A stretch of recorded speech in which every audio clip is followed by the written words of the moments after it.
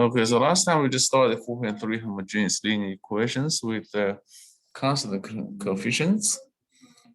We discussed the case of second order homogeneous differential equation with constant coefficients specifically. But the way to solve higher order equations will be similar. So homogeneous means the right-hand side of the equation in the standard form is 0. So that you only have the derivatives of y and the y itself in the equation on the left. And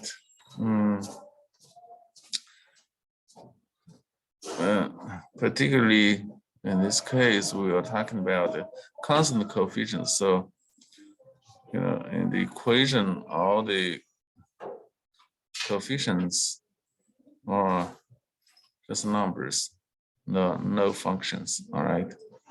Those A, B, C in the equation are constants. So in that case, the solution of the equation will have the form of exponential function e to the mx. And we don't know what m is, but we know the solution has to be in this format.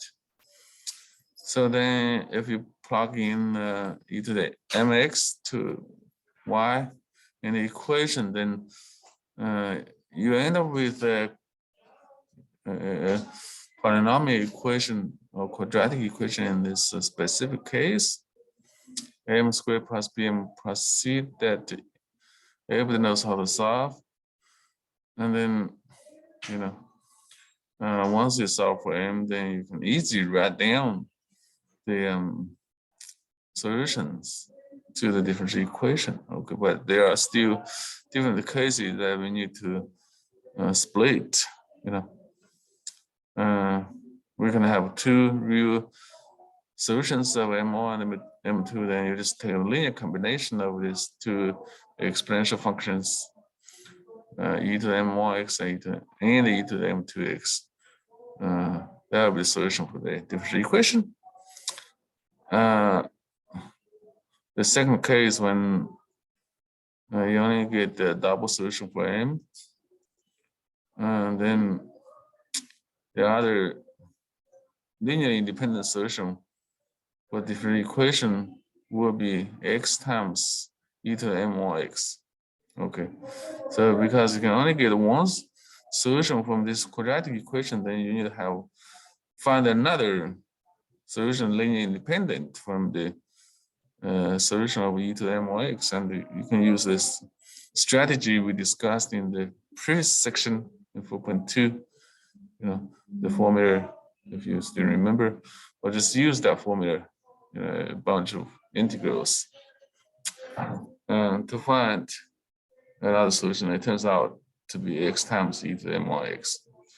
Then you just take this linear combination of those two solutions, and that will give you the solution to the differential equation. And it's easy to check those two solutions are linearly independent if you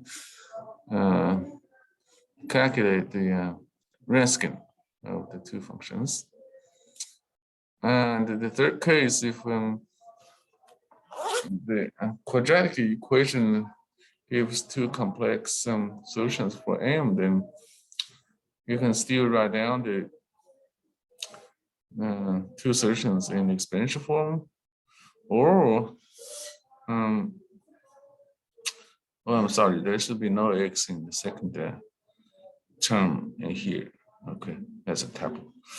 But you can also, using the Euler's identity, to get rid of the imaginary number, okay, terms. So everything will be real in this form, okay. And that will involve both the exponential functions and the cosine and sine functions, all right? So that's the second order differential equation. Linear with constant coefficients. And there are two specific situations that we want to emphasize in here. The first case is the equation has the form of a y double prime plus k squared y equal to 0, where k is it's a real number in here.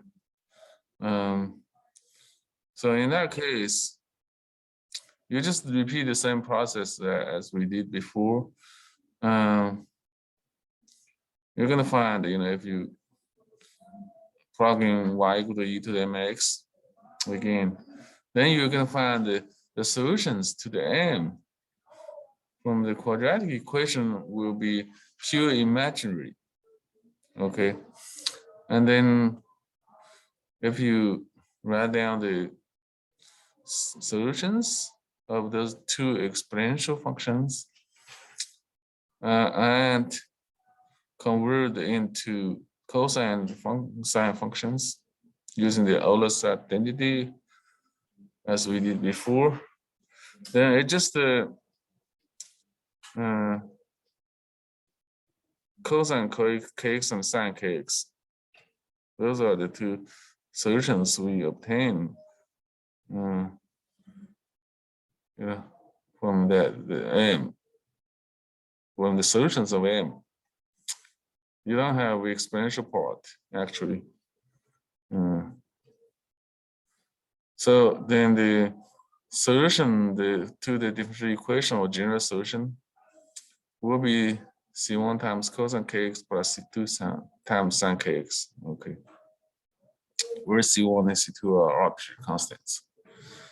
So that's one case. And another situation is when the equation is y double prime minus k squared y equals 0. So you can see in both cases, we don't have any term of y prime.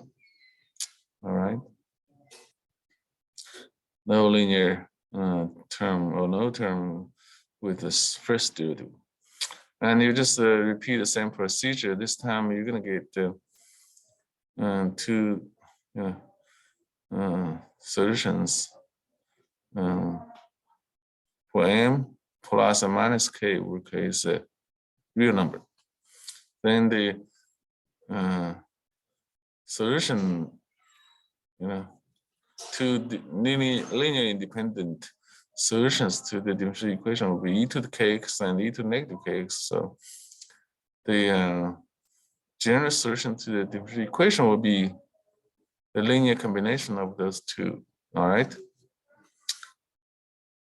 So then you can actually rewrite the solution in terms of cosh and the sinh function. Okay, where the cosh is defined as e to the kx plus e to the negative kx over 2, and the sinh of kx is defined as e to the kx minus e to the negative kx over 2. Okay. So then the solution can be rewritten as C1 times cos kx plus C2 sine the sinh kx, just like the sine and cosine functions in the first case. You just change the cosine to cos and the sine to sinh. Okay. So that's about the second order differential equation. So let's just generalize the idea from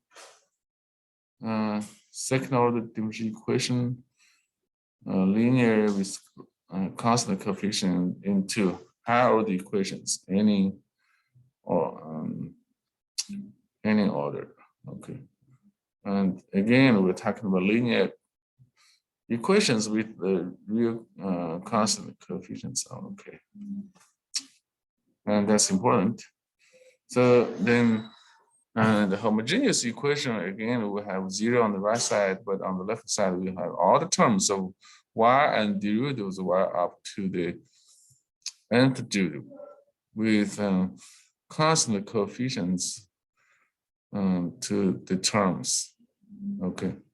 So a minus 1, a minus 2, and so on. A2, A1, A0. Those are all constants. So you can solve the equation in the form in the same way as we did in the second differential equation. What you do is just let y equal to e to the mx, not e to m. I'm sorry, that's a typo in here. So then when you take the derivative of y, you get e to the mx times derivative of mx, which is m. So that's m times e to the mx. Y double prime, just take the derivative of y prime, you get another m. So that'd be m squared times e to the mx, and so on. So we just take the derivative again and again. Every time we take the derivative, get another factor of m to multiply. So y to the nth derivative of y will be m to the minus 1 times e to the mx, and the nth derivative of y will be m to the n times e to the mx. Okay, so that is the miss all the x here. So then you just plug in all those derivatives and y itself in the equation. You will get a polynomial equation an m to the n plus n minus 1, m to the n minus 1, and so on to a2 m squared plus a1 m plus a0. If you just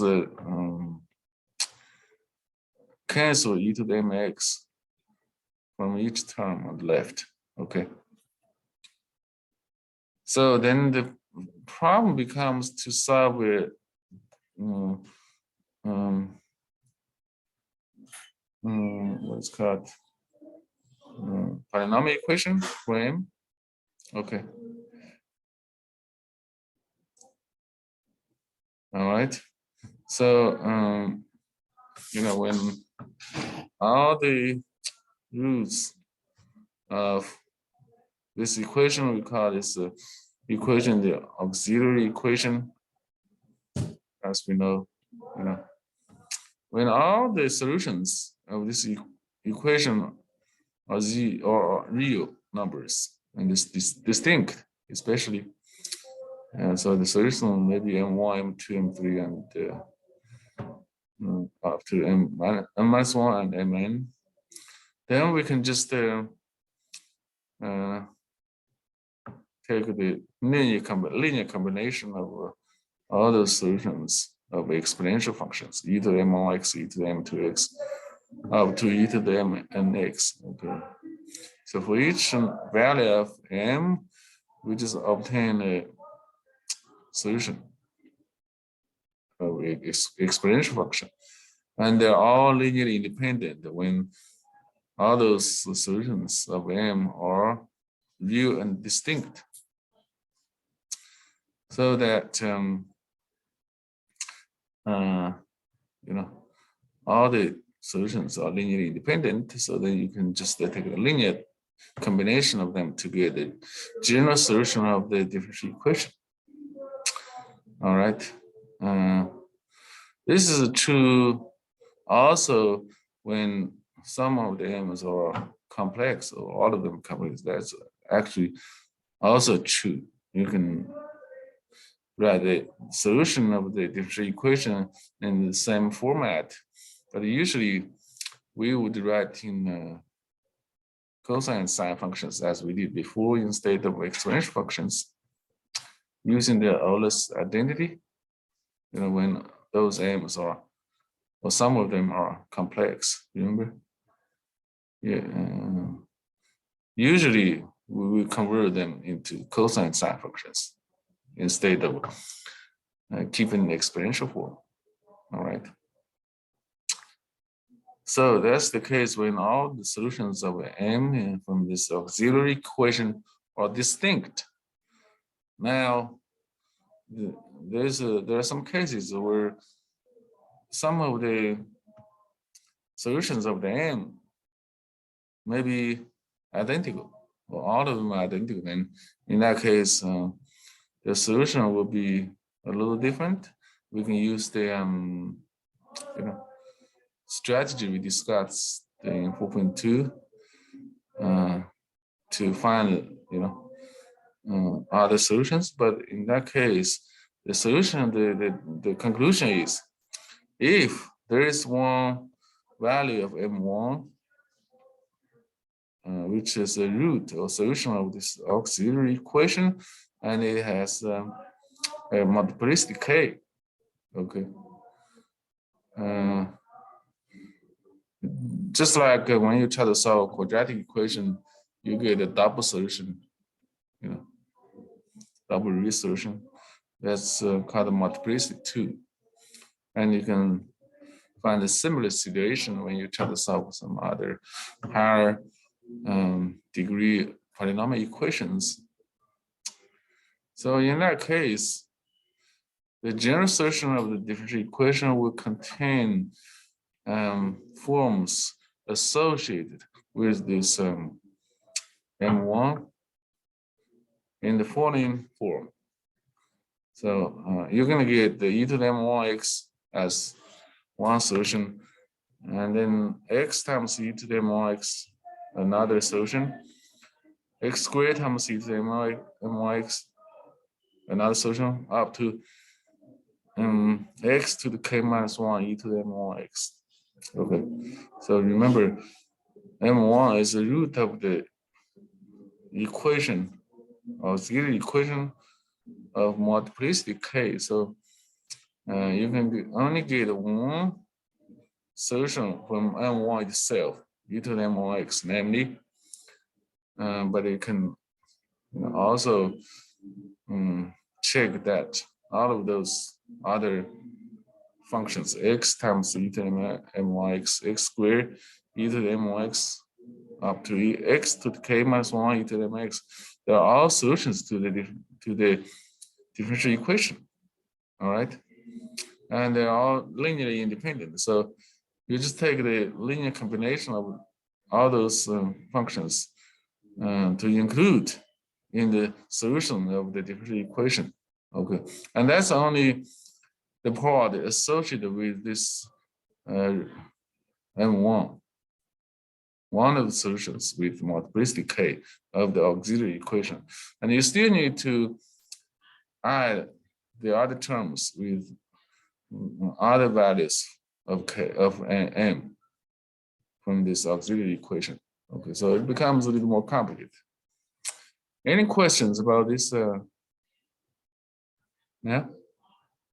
So let's just do some examples that I will show you how to do this repeated or multiple solutions or solution with multiplicity k. Okay.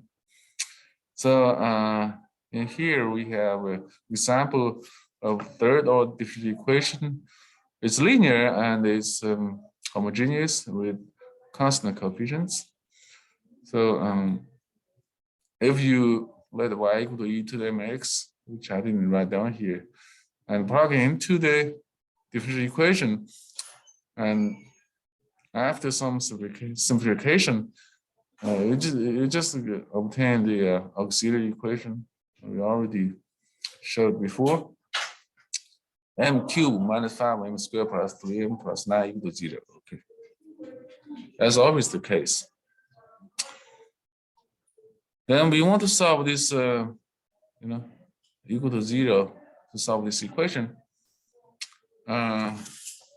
So it turns out that we can group the terms on the left-hand side to factor out. So for example, we can rewrite 3m as negative 6m plus 9m on the left, and then we group the first three terms, m cubed minus 5m squared minus 6m, and group 9m plus 9. So we can factor out to m from the first three terms to get m times m squared minus 5m minus 6, and factor out 9 on the last two terms to obtain 9 times m plus 1. And further, we can factor out m squared minus 5m minus 6 as m plus 1 and m minus 6. Now you can see there is a common factor of m plus 1 in the two parts that can factor out.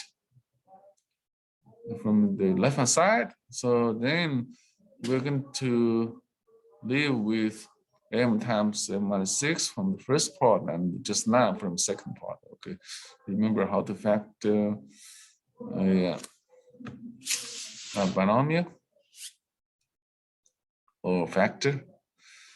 And if you just multiply out m and m minus 6 inside the second factor, you get m squared minus 6m.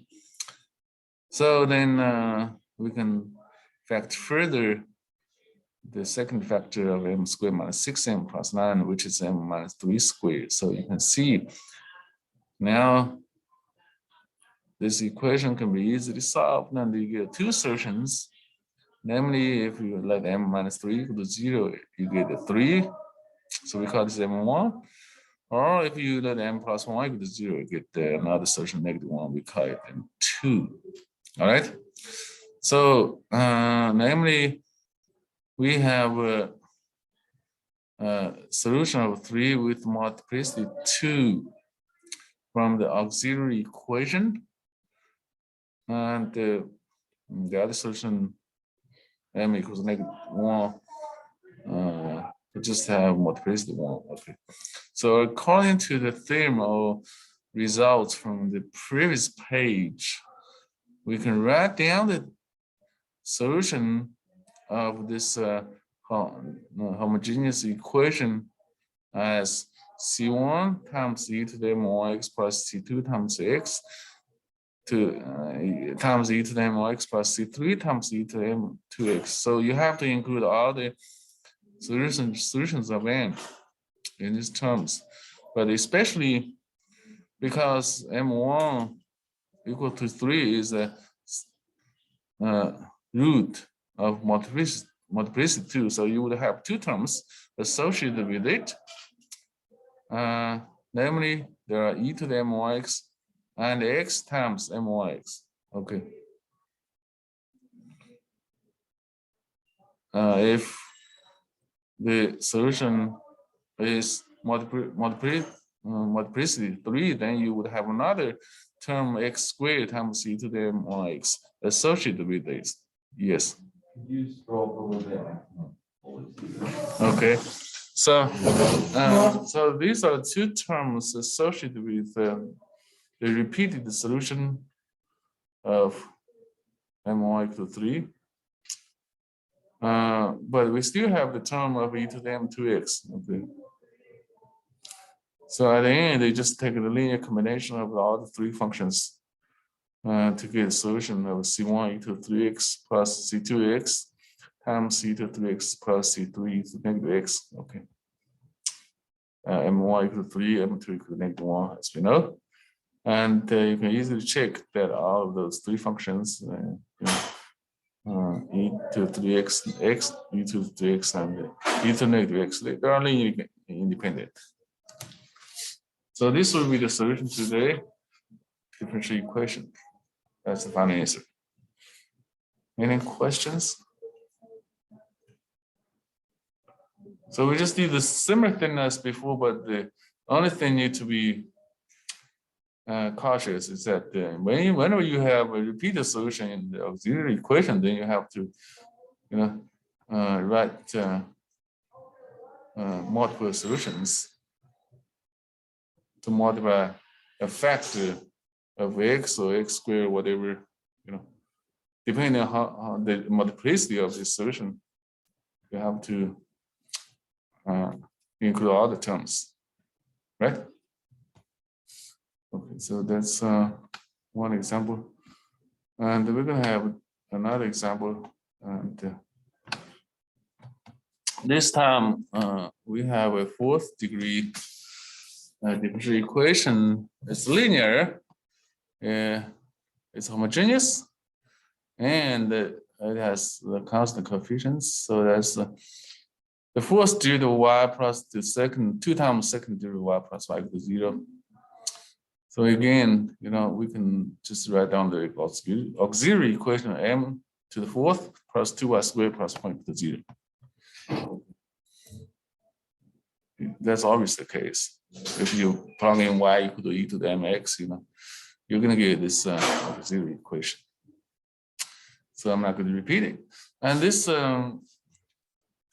polynomial equation on the left-hand side can be easily factored as m squared plus 1 2 squared if you do it. So now, then obviously we got m squared plus 1 equal to 0.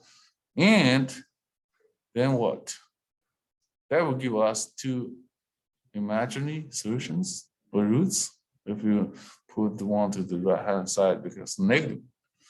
So m squared equal to -1, we get them m1 equal to I and m2 equals -I. Okay, but those two solutions are both roots of multiplicity 2 because you have square here. Okay. So that's the multiplicity of the roots of each. Okay. So then associated with each root, then we will have two linearly independent functions, namely e to the m1x, x times e to the m1x, e to the m2x, x times m2x. Okay. So that will include all the that will constitute a fundamental set of the solutions. And then we just take the yes. With the more multiplicities, with the x increase in power. Yeah, so that's exactly the way it is. Yeah. So then you just take the linear combination of those four functions.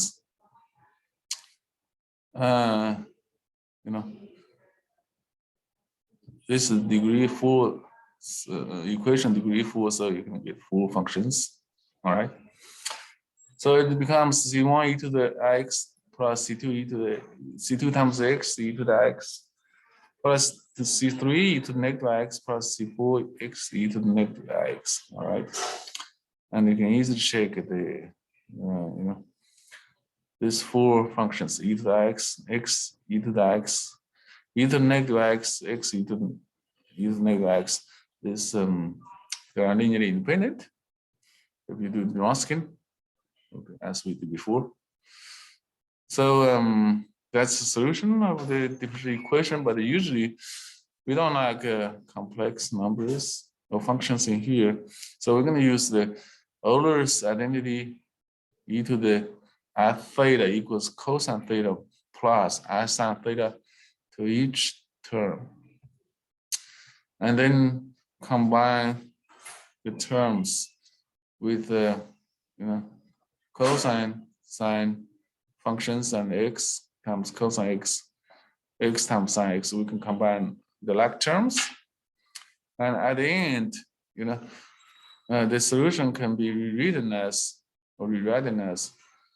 c1 prime cosine x plus c2 prime sine x plus c3 prime x cosine x plus c4 prime x sine x, where this c1 prime, c2 prime, c3 prime, c4 prime are also arbitrary constant. Okay. So in this way, we only have real functions to deal with. All right. But they're identical, they're the same. Okay, just a different way to write the answer. Any questions about this problem? All right. So we are done with this section, and let me just stop the recording.